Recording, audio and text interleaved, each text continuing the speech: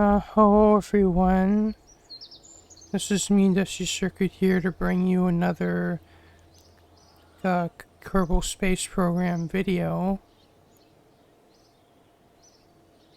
And I apologize that it's been a few days or nearly a week since my last upload, but kind of had some things going on and I might have messed up my sleep again, but as we've, at this point, basically we've visited all of the planets and moons of the Sun Orc system in the Kakablo planet pack. So we've done all of the Sun Orc system at this point, which leaves the Allrack system, the Maelg system, and the planets around the Kakablo itself. So I'm thinking we do Allrack, and then Maelg, and then the inner Kakablo system last. And so my goal with kind of, I don't want to say I'm kind of getting near to the end of my Let's Play series, but at least, like, well, in the sense I'm gonna not stop doing KSP content, but I'm I'm getting to the end of what I guess what I'm calling my just normal KSP Let's Play, where I've just been exploring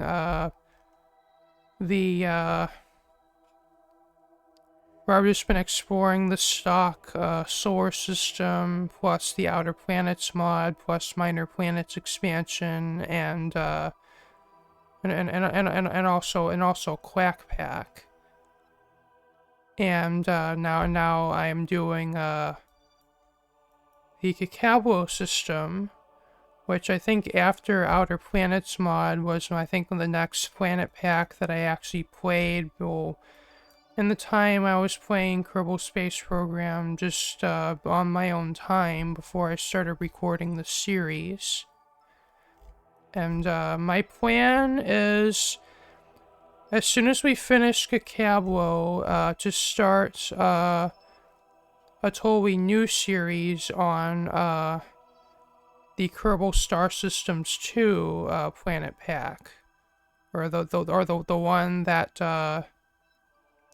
I believe Star Crusher 96 has been working on for the past I want to say for the past like half a year, and it's still actually getting development as we speak today. And so yeah, so my plan for that series is we're gonna be starting over from scratch. But anyway, we're starting over like the tech tree from scratch, and we're gonna like progress. I guess progress in the stock system until until the point where we can actually go to the other systems in that planet pack. But anyway,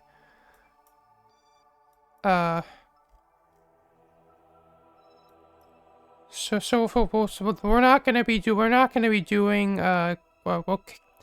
KSS2 isn't today, but what we are doing today is gonna be going to the Allrack system, which is the first gonna be the first time we're actually gonna be having to do transfers from one of these systems in the Kakablo system to another, or one star system to another. So So what's kind of special about this system is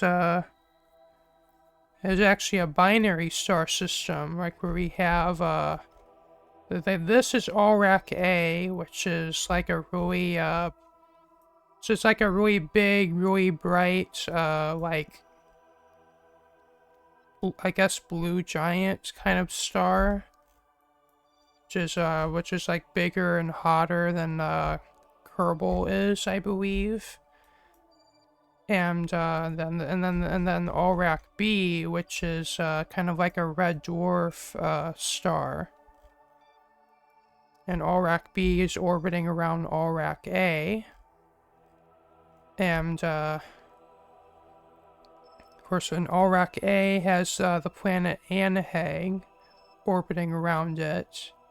And Allrack B has the planet Aurora orbiting around it. And the outer two most planets orbit around Allrack A. But where we're going today is, we're actually going to be going to the innermost planet first, Anneheg. Which is like this lava, this lava planet where like half of it is, like lava oceans. And that's, I think, because it is tidally locked to, Allrack A. And both the tidal forces and, just the heat from Allrack A are, like, melting this entire surface of the planet. Which looks pretty cool. And I believe also since, I believe Bogue actually went to this planet, there's been like a whole update where that actually makes parts of this planet actually glow like the closer you are to the lava, the ground actually kind of glows red. And there's also a lot of terrain scatters, especially with the Parallax Continued mod.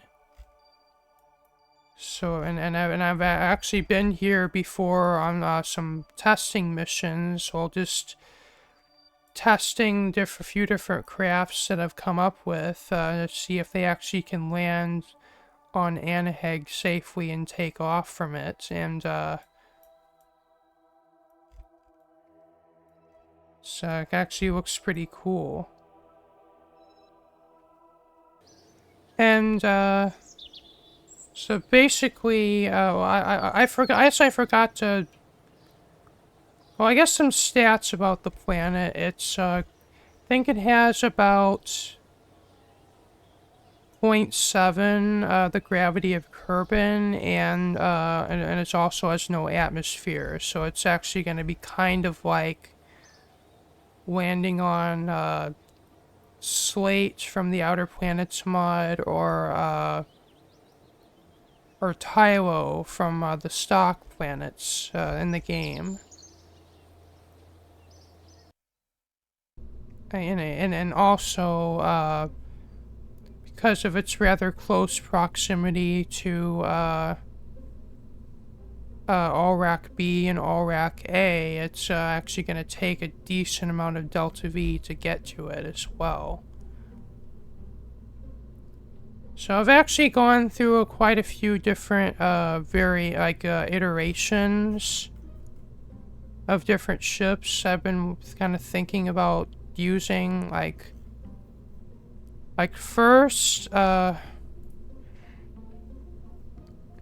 so for my lander, I've been thinking about doing,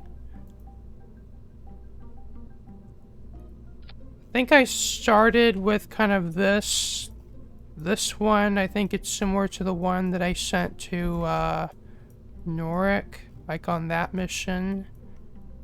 But then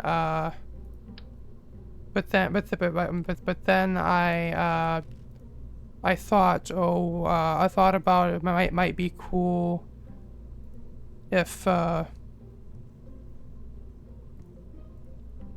I thought it would be cool to maybe have a lander that deploys a rover onto the surface, and that's where I came up with this.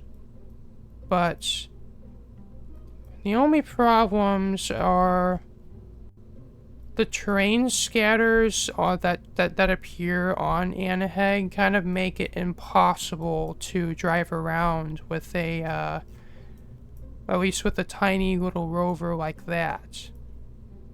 So then I came up with, well,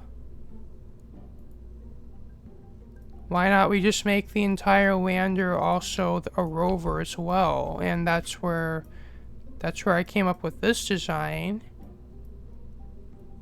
And it works pretty well, but still, I find it's kind of easy. I still find it kind of hard to drive around on Anneheg with all the terrain scatters, because it's too, like, either it gets like high centered on a rock and gets stuck, or like the wheels don't get like don't get traction, and I'll also notice like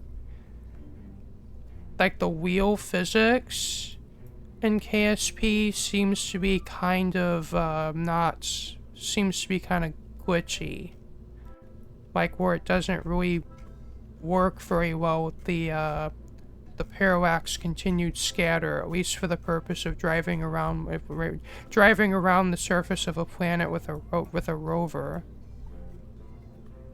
And I know like I could configure it and like maybe make I can configure it to make that less of a problem.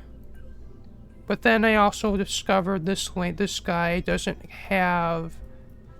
barely has enough thrust to weight to get off of the surface of Anneheg. And like to the point where it's very difficult to actually get a landing where you're actually rising up from the surface and not just kind of tipping over and then crashing back down into the surface.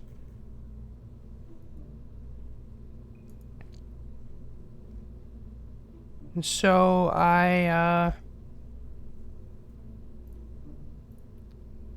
this is the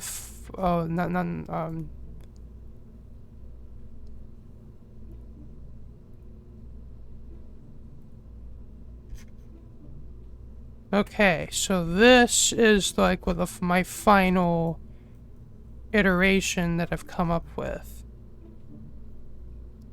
And so my rocket that's lifting this into orbit is kind of the same as what I've been using in my past few missions. I'm using these the ASO liquid hydrogen engine, which is like the most powerful of the cryo engines that exists. Well, this is part of the cryo engine extensions mod, and it's like it's really powerful.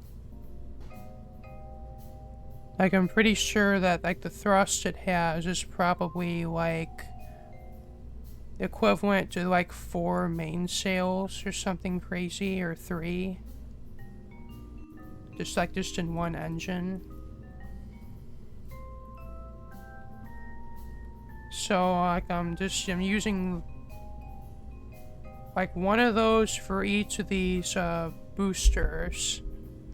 And I've actually made the boosters out of the procedural parts mod, which for me is actually at this point has replaced most of the stock fuel tanks for me, because it's like it makes it so much easier to like make fine-tune adjustments to your rocket to like make sure you have just enough delta V to get your payload into orbit without like overkilling it to the extent where you have like an entire whole stage left over, or multiple stages left over once you're in orbit.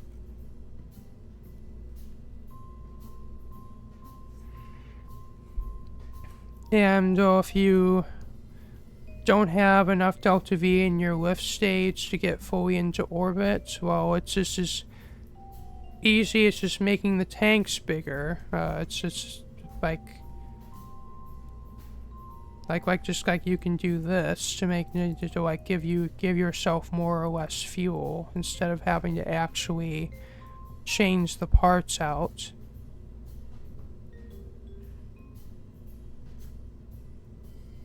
And I'm also using these bipropellant RCS thrusters, I think they're from the Near Future Launch Vehicles mod, and these actually, instead of just using monopropellant, these actually use fuel and oxidizer.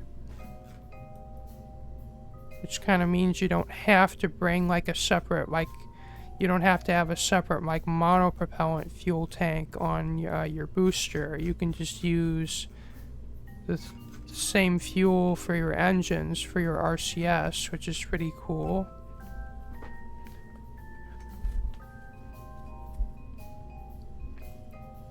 And as for the ship itself, we're going to, I was kind of a little torn as far as what I wanted to do for this, is where we're going actually requires a fair amount of delta V to get to. In addition to the delta V, you actually need to transfer from the Sunarc system to the Allrack system. So I've decided to kind of overbuild this rocket a little bit. So for one, I'm using one of the near future, or one of the far future technologies engines. This is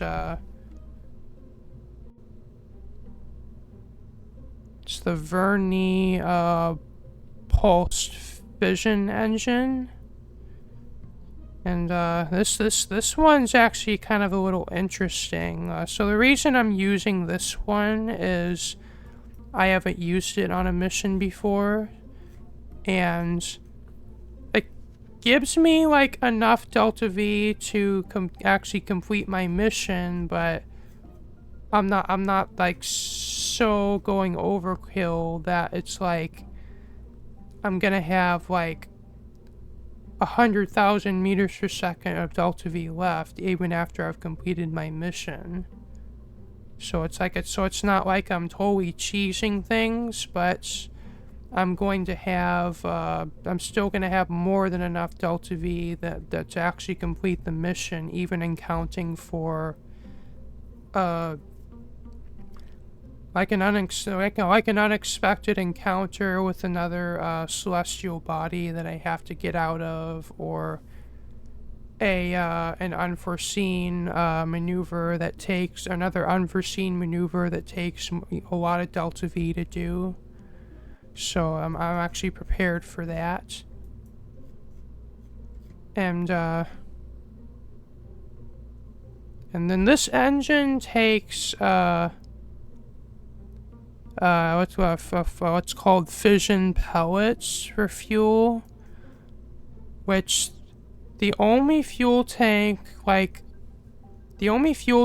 in the game that accept that, or at least that I have installed, is are these that actually come with the Far Future Technologies mod, and these, which are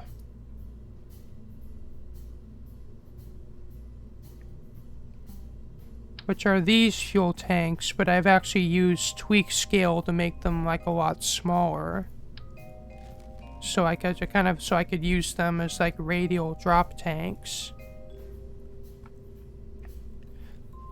And this being a far future engine, it needs radiators to keep it cooled, so I have like two of these, like kind of two of these radiators on, I have 8 of these on my ship.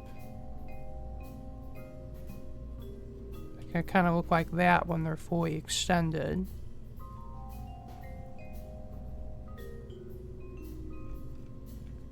And I'm also, by the way, these fuel tanks are from the Interstellar Fuel Switch mod. And I'm also using these lithium tanks as an RCS fuel because I'm using these magnetoplasma dynamic RCS thrusters, which take lithium as their propellant. And I think I've even figured out like even just with these tiny little tanks here, that's like more than enough RCS fuel to complete my mission. And up in this area is all my habitat, all my Kerbal, all my crew, like habitation modules, and on the very top is the lander that I'm going to be sending to the surface of Anneheg. And once again, I'm actually doing this trick with like where I'm actually, instead of using like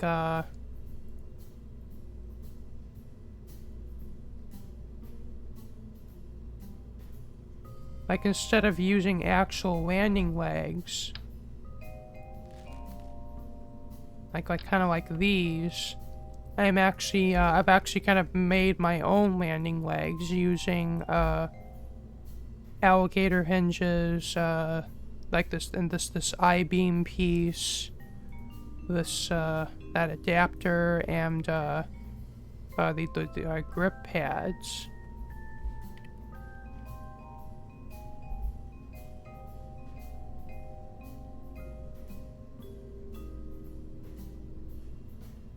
Which I believe are in one of the DLC expansions. Not sure if it's for the Making History or the Breaking Ground one, but it's so I've also stuffed a refinery and mining drills into this lander, so if in case I want to take off and land somewhere else, I can refuel this once it's on the surface, and then take it off and land it somewhere else if I want to. Maybe give us opportunities to explore some of the different biomes of Anneheg. And like this is what the legs actually look like when they're deployed. Like that.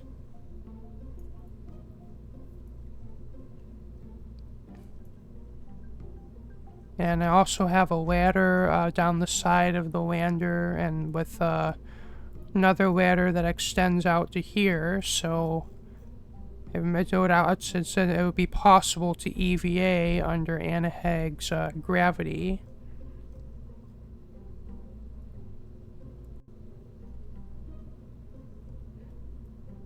And as far as my habitation, I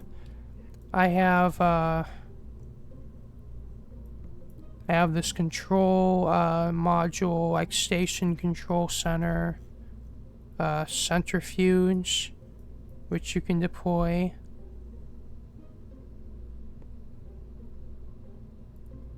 And a hydroponics module, and this like, I guess my headcanon is, since we're going to really close into stars, maybe our Kerbals will need some extra like radiation protection, and so I kind of included this module here. And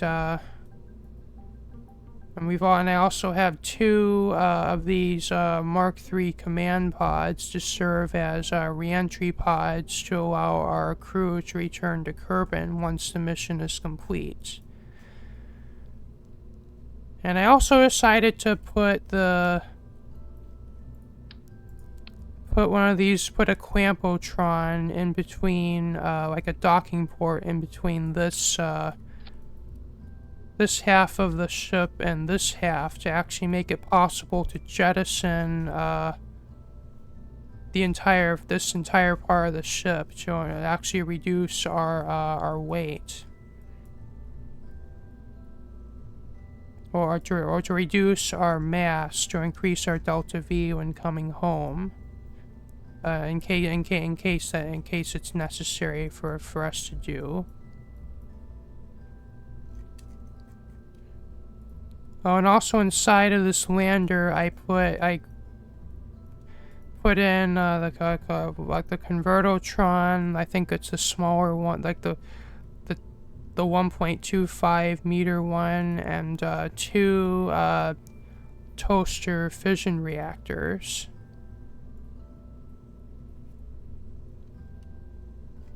Oh, and I meant to include RTGs, but I guess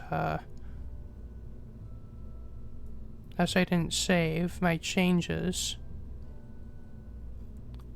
And not that we're really gonna need it, but I also included the science stuff on this craft as well.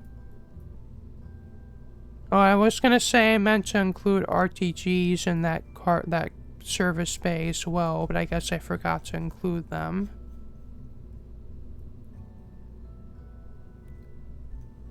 So I think with that, we're ready to actually launch our mission.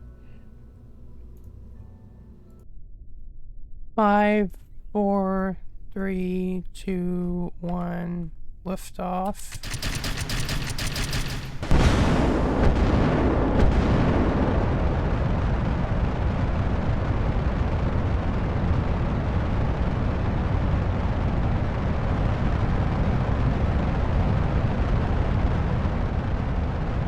And we're gonna take this ascent kind of slowly until we're out of the thickest part of the atmosphere. Because in my experience, if I would go to gravity turn too early, like if I were to start it right now, the rocket would have a strong tendency to want to flip over to one side.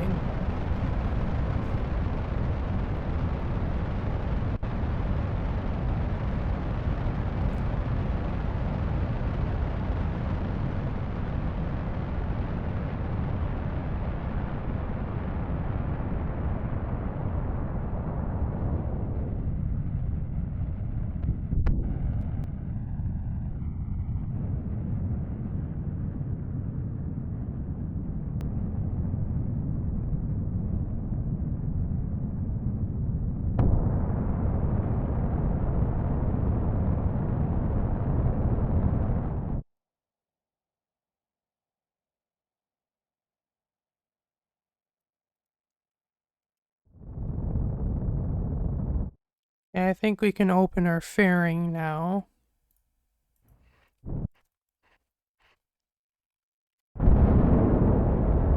Okay, now for orbital insertion burn.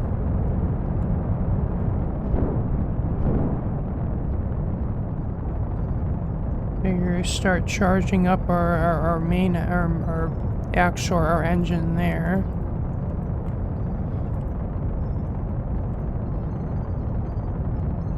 If you like a lot of the late game, like far future engines, this one actually needs charging as well. Oh, and I need to stage.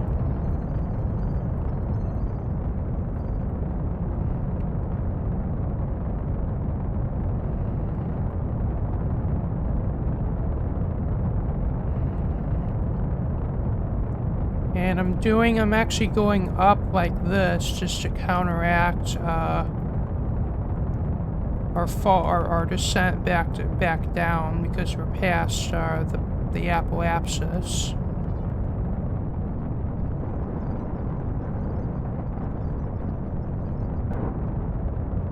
Okay, now we're in orbit, and now we just need to just keep burning till we're out of Kerbin's sphere of influence.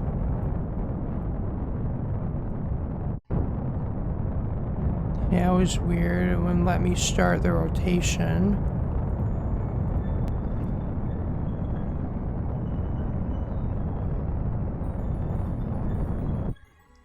Okay, that's that stage ran out, so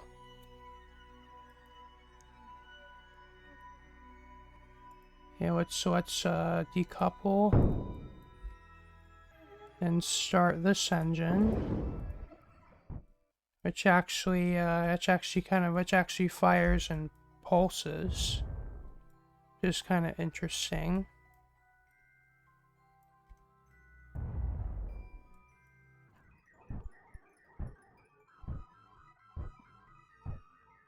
Okay, we are on escape from Kerbin now.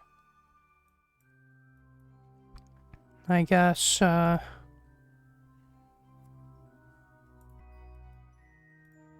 I guess we can I guess I'll show off a bit of the what the IVA looks like. Oh, it's just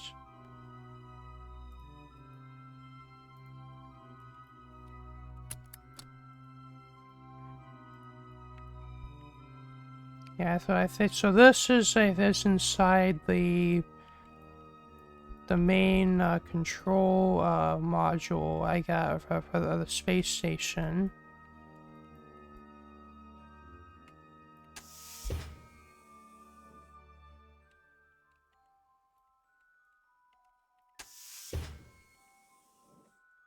Oh, this is inside the lander.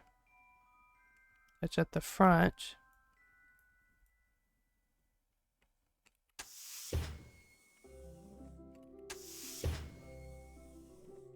And that's a centrifuge. So I think we've been in one episode already.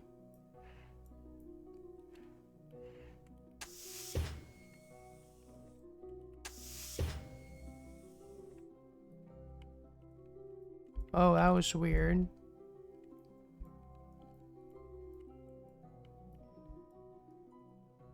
Oh, this must be the hydroponics module.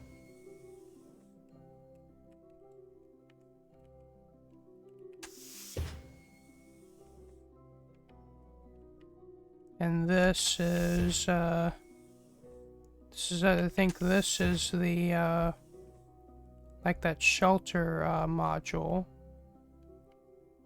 And that's and this is the like the four like docking clamps.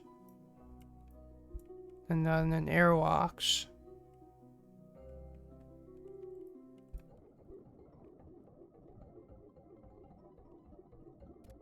So I guess we will we'll quick save here, and then go leave the rest of the way from Kerbin.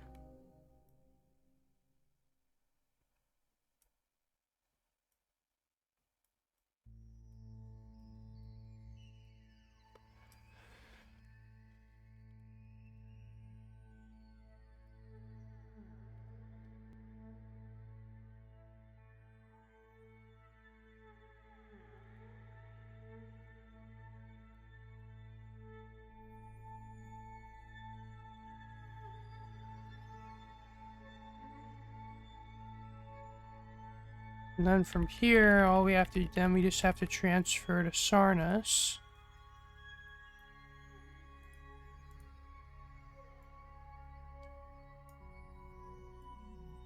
And then plot a intersect with the wormhole.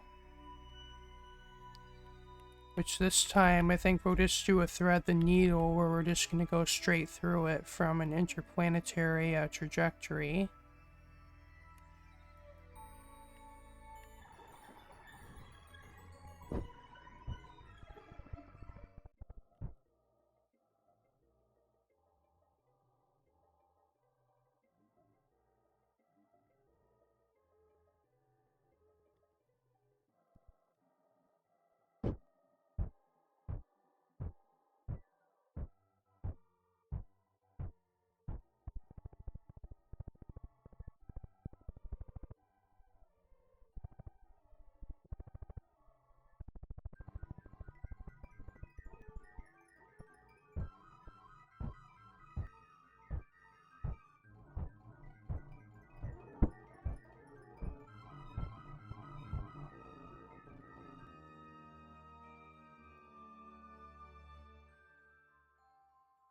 Okay, now just need to fine-tune my approach through this wormhole.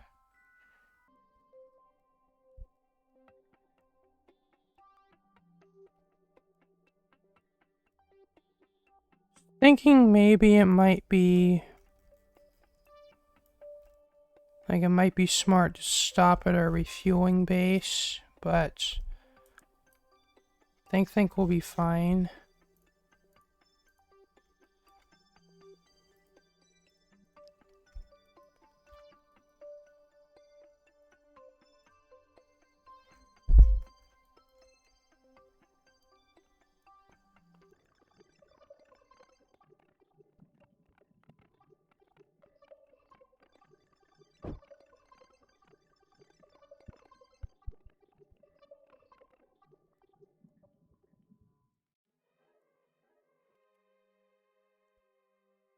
Oh, that's the wormhole just out there.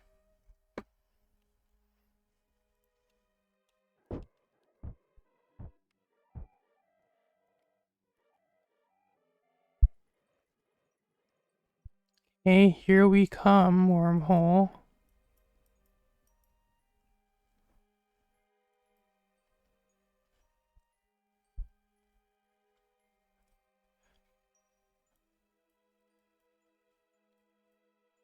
Probably the best view of it I think we've had so far. Like, our other views have been pretty dark.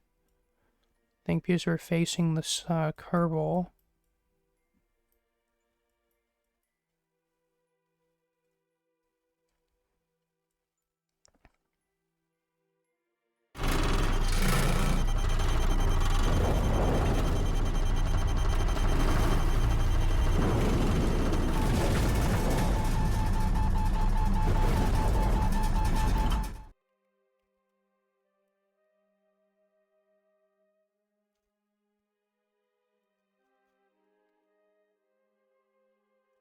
Hey, here we are in the Cacabo system. And looks like we're almost on a trajectory out of it.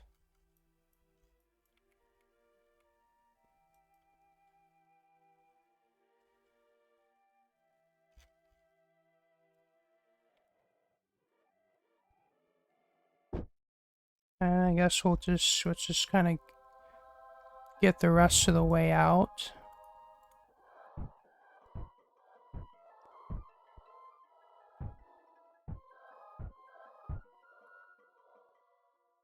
Okay, I guess we'll set Allrack A as our target and then plan our maneuvers from there.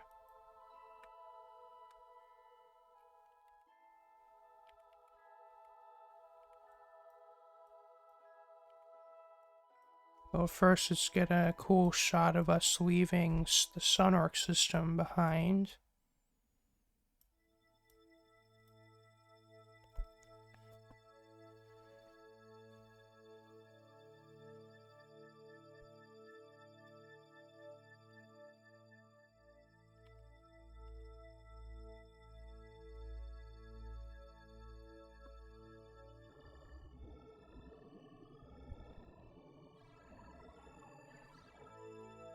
Okay, now I guess we'll plan this out just like any other, like we're going to, kind of like we're going to Jewel, sort of, but with more, I think but with more Delta V involved.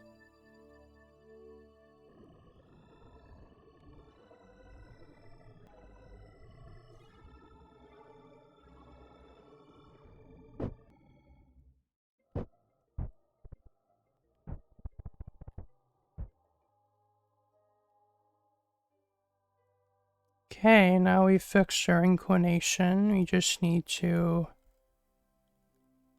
actually transfer to Allrack.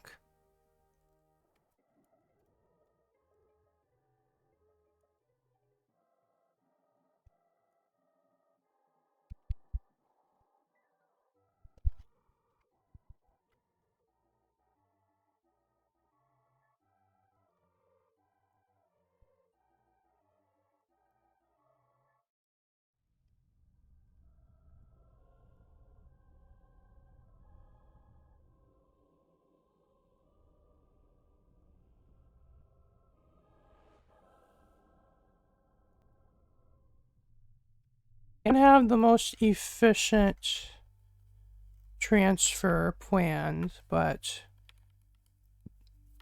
at least it's one that's not going to take more than like an unreasonable amount of time. Well, not that that really matters, but it's less that I have to like time warp through.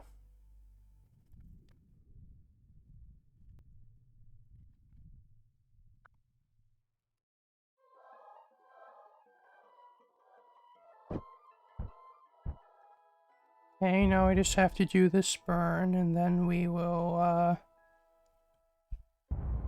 be on our way to the Allrack system.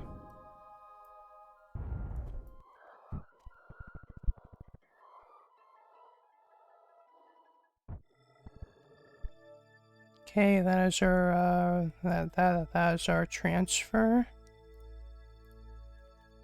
And well, our goal once we're in the Allrack system is to try get a gravity assist slingshot off of Allrack B, which I guess we'll fine tune as we get closer.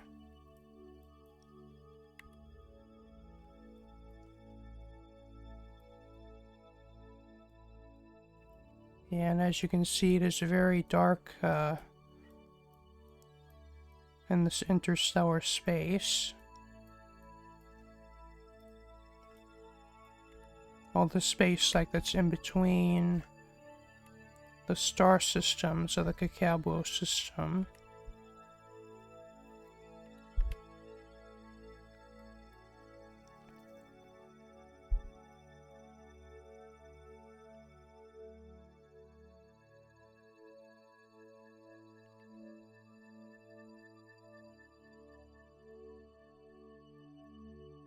Okay, there's the Allrack system coming in closer to us.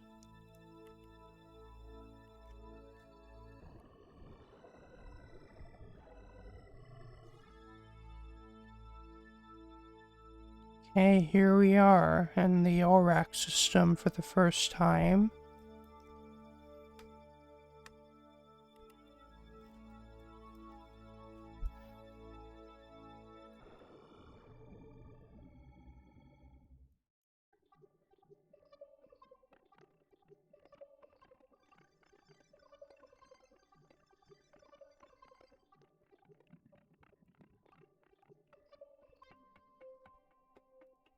So, for my slingshot, well, for my Allrack B gravity assist, I've had to do, had to, like, slow myself down, a bit, like, kind of burning retrograde while burning, like, doing, like, towards radial in at the same time in order to actually get an encounter with it.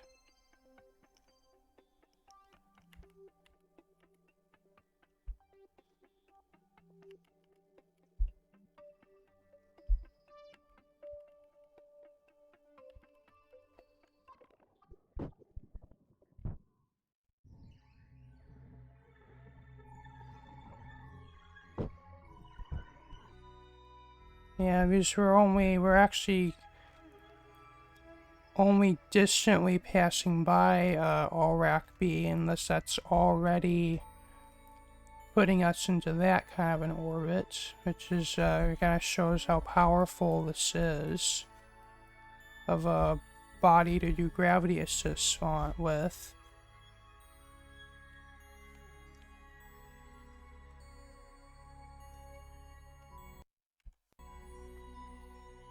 And because we're going to be going in pretty close to a pretty big star,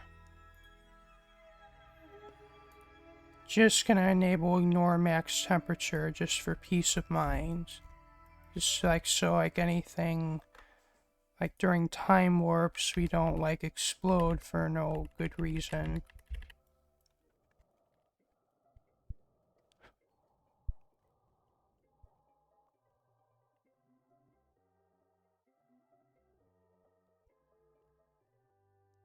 Okay, there's Allrack B, and that's the planet Aurora out there, which I think we'll be going to in the next mission.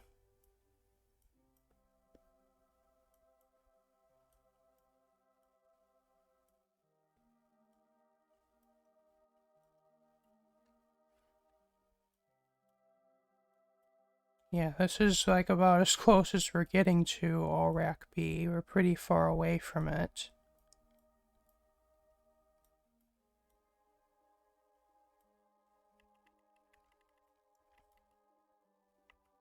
Yeah, and I also like how, I mean, sometimes with light, like when you have light coming from multiple stars, the game can get kind of buggy, but it's a pretty cool effect how, like, on this side, we have, like, the kind of dull, like, reddish-orange light from Allrack B, and on this side, the really bright, like, blinding white light from Allrack A.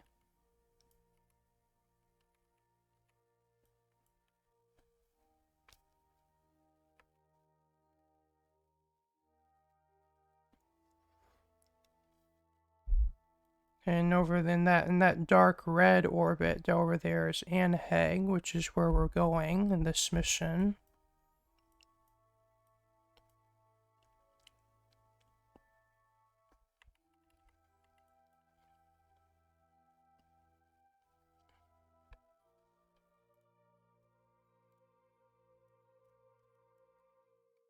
Now, I want to see if maybe we can't do any more gravity assists.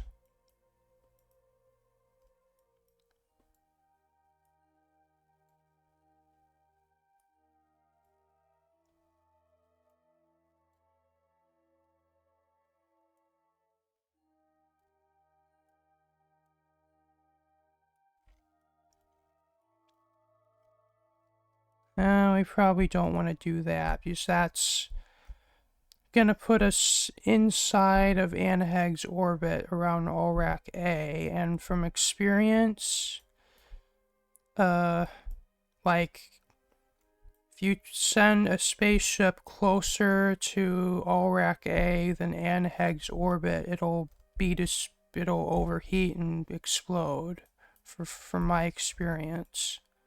So we don't want to be going much closer in than Anneheg's orbit.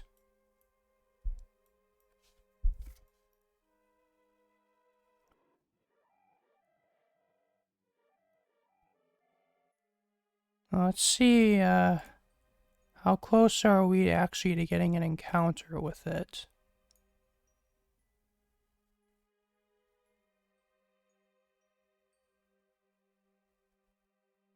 Though, Allrack B's messing with our maneuver.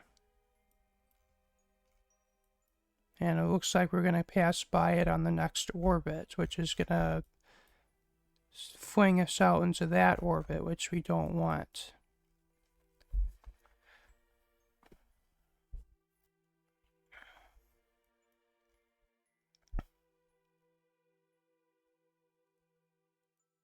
So, okay, well, I'm going to quick save here. Then maybe do one orbit around.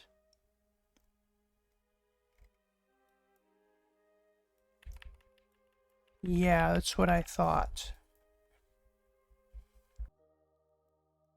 Yeah, I don't think there's much way around it other than we're just going to have to do this just so that our orbit will clear Allrack B's orbit.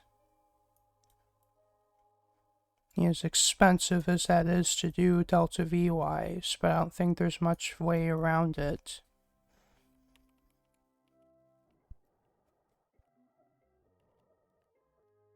And holy smokes, our ship is starting to overheat.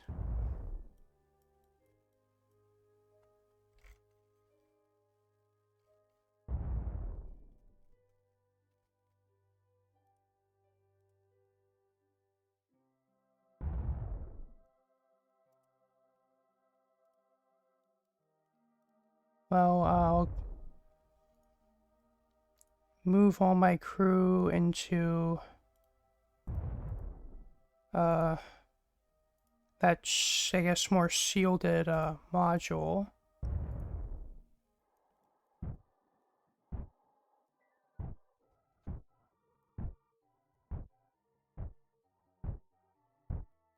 I guess we'll finish this burn now.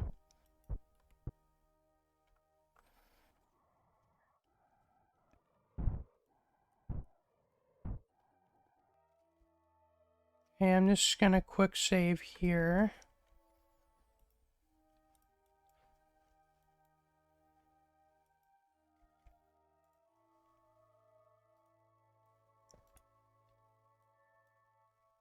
Maybe you'll have one of our, well, maybe someone do some science for us.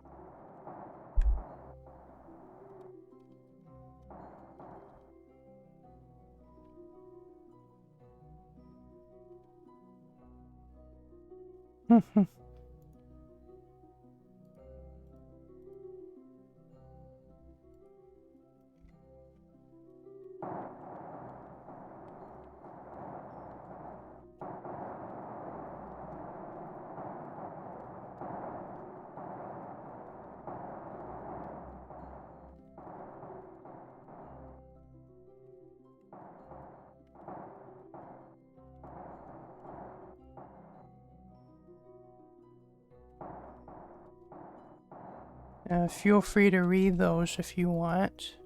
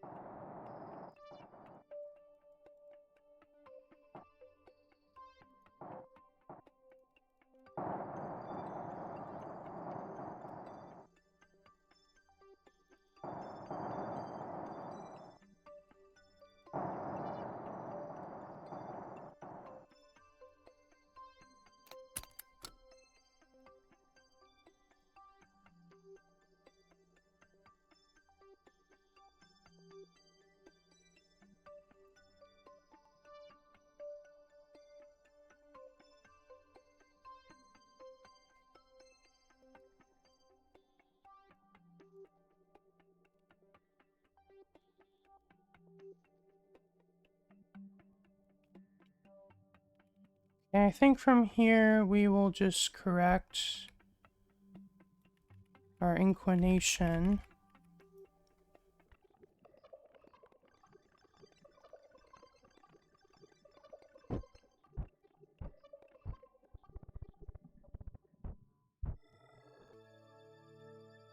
And then from here we just get an encounter with the planet.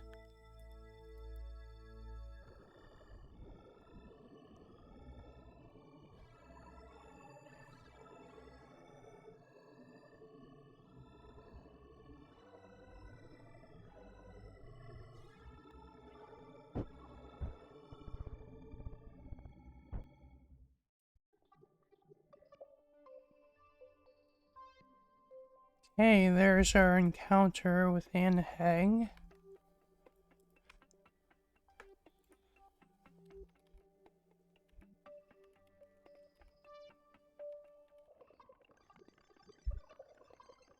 Oh, and there's Anneheg right there.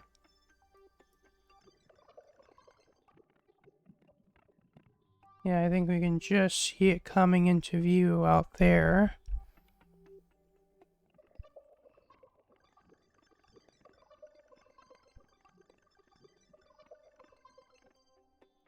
Just gonna see how much it's gonna take to circularize, or get into orbit and then circularize.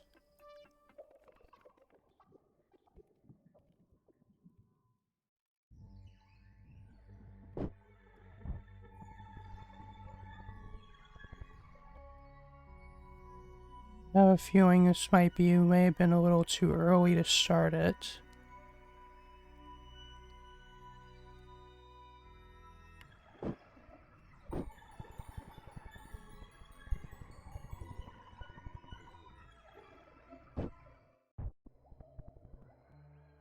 Hey, well, we're not quite in orbit yet, we're just really close, so it changed to this camera.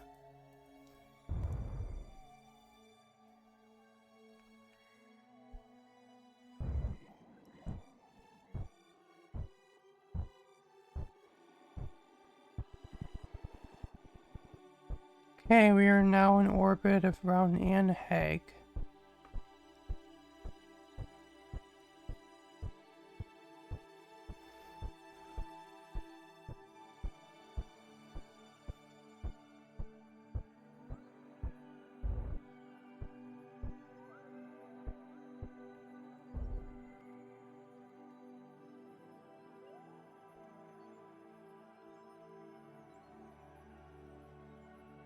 Maybe from here I'll do some quick science.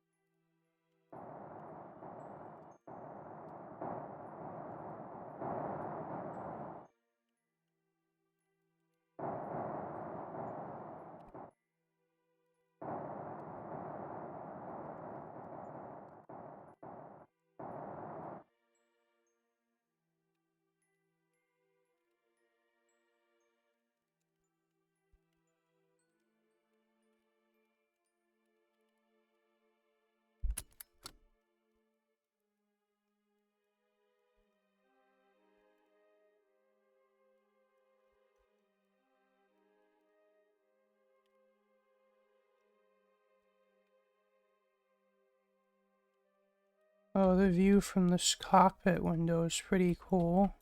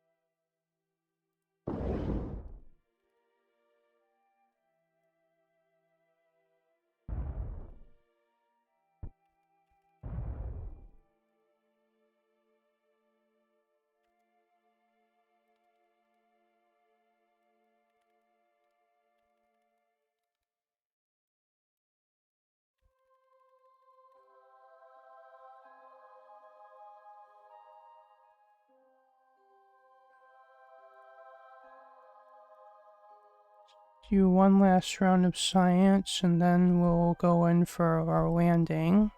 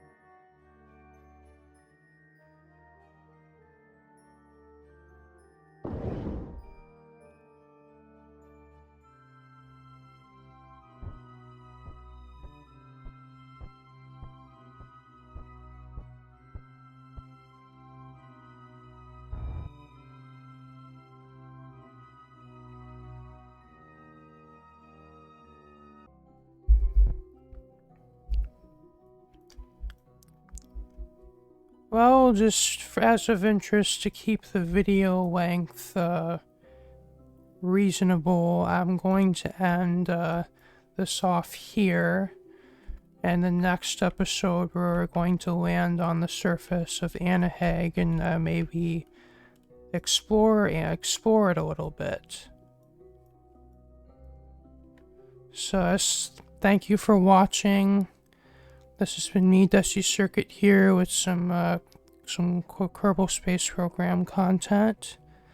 If you liked what you saw, remember to leave a like, comment, share, and subscribe.